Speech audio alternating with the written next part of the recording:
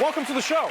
Thank you for having me, Trevor. What a crazy journey this has been, not just for you, but for me as well. Like, a lot of people wouldn't know this about this unless I told them, but like when I started doing comedy in America, one of the first places I started was at the Comedy Cellar. Yeah. And that's where you were also like, we were there almost every single night. Nightly. Working jokes. Yeah. And now here you are on Showtime, like a hit series, and now you're like a full-time regular, and you got an HBO special. It's been an insane journey. Congrats. Yes, thank you very much. Learn to blackmail people. Learn to blackmail people and you'll get all the jobs you want. Let me ask you this. Do some people get confused because they go like, wait, the guy from Showtime is doing comedy? Like, do people not know that you were in comedy first? At all. I got the HBO special. HBO came and saw me at the Comedy Cellar. Right. They ran an hour, and then after the show, they were like, I think we're gonna give you an hour. And this guy's sitting there in a fleece vest, and he goes, you do comedy? And I go, yeah. And he goes, you're on Billions. I was like, yeah. And he goes, but you do comedy? And you want to be like, I just got the biggest thing in comedy. I was just told I got an HBO special. This guy doesn't believe I do comedy. It was insane.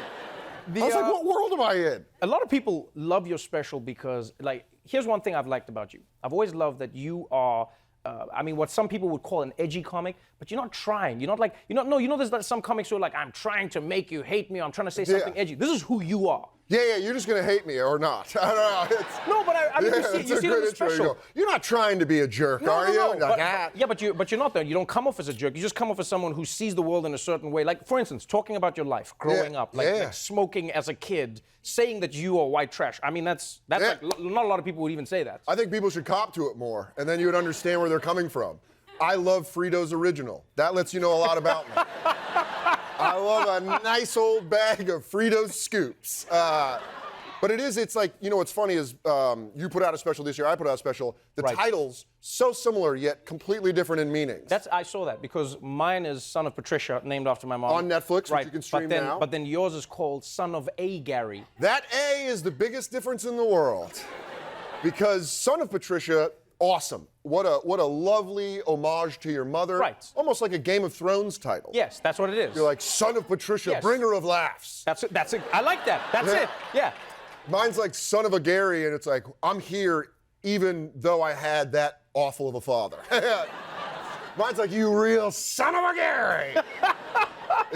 It's like, it's a nice way. Let's flip. There's dudes out there that are dicks that need credit. So my dad, This is interesting because, like, you talk about things in the special that a lot of people would be like, man, that is so painful, but it's one of the funniest specials around.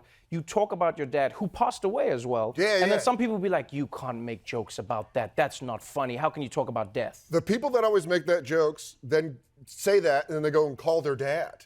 They're like, you shouldn't talk about your father being dead. Dad, where's my rent? And it's like, how are you telling me what I can and cannot joke about? Right. That's the thing about comedy. What I love is there's so much variety out there, but you can really, in comedy, find the thing that you want to joke around about and make fun of in a way that's what keeps you honest. And it's always, the survival technique has been, well, let me make fun of the darkest thing in my life, because then it just alleviates that pressure a little bit. As a comedian, though, do you ever look back on your comedy? I know this happens to me, but like a lot of the time with comedians, we have this thing that started, especially with like online culture now. Sure. Not even like tweets and stuff, like websites where they're trying to find something. They'll go back on a joke from like 15, 20 years, and then they'll be like, Dan, you said this 20 years ago. Yeah, and then I just cue up the part where I say I'm white trash. And I'm like, what's up? Proof's in the pudding, buddy. I've been who I've been. My favorite one is the criticisms I've gotten on this. It's been overwhelming how great all the compliments I've gotten from the special coming out. But the one criticism that I got that was so funny was the guy was like, you look like you have small hands. And that was the only tweet. And I was like, yeah, I had a procedure done in Brazil to shrink my hands. What a weird thing just to watch a whole hour of comedy and be like, why's that guy's hands tiny? And that's the one thing you focus on is the hands? And I got paws, dude. See me on the basketball court. I will swat you. Here's the thing I want to know about you and online. You don't seem to take it seriously, and I've noticed that you're like not online anymore. You are, but you're not. Oh, it's the best. I'm living in 2007, baby. No, but really, I want to know, like, did you delete your things, or did you? Because sometimes I'll see like a post about what you're doing. Yeah. Right, where you're going to be performing at a club, at a show. But then I don't see you like commenting anymore. I don't see like. Done. I'm off it. I took Twitter off my phone in October of 2018, and it was the greatest thing I ever did in my life. And I recently took Instagram off, And then by the way, these companies are like, don't listen to this man. Do not listen to this man. It just started making me feel like motion sick, but while I was standing still. Right. I would have these incredible experiences that would be ruined. Like my girlfriend and I would be at this awesome thing, and then all of a sudden look down and be like, Dan Soder never made me laugh. And you're like, I want to fight you. And it's like, I'm not enjoying the thing because I'm looking at Trent in Iowa who's got like a bulldog for his profile picture. And I'm like, why do you hate me? And it was just ruining so much stuff that I was like, once I took it off, now I check when I'm at home on my computer, or I'll download Instagram, upload something, and then delete it off my phone, and then to be like, oh, you know what I'm doing now? Checking my emails a lot.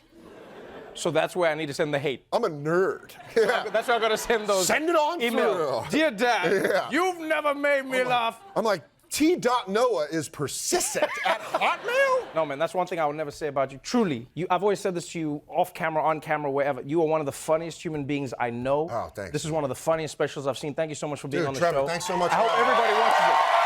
Son of A. Gary is currently available on HBO Go and HBO Now. You want to check it out. Dan Soder, everybody.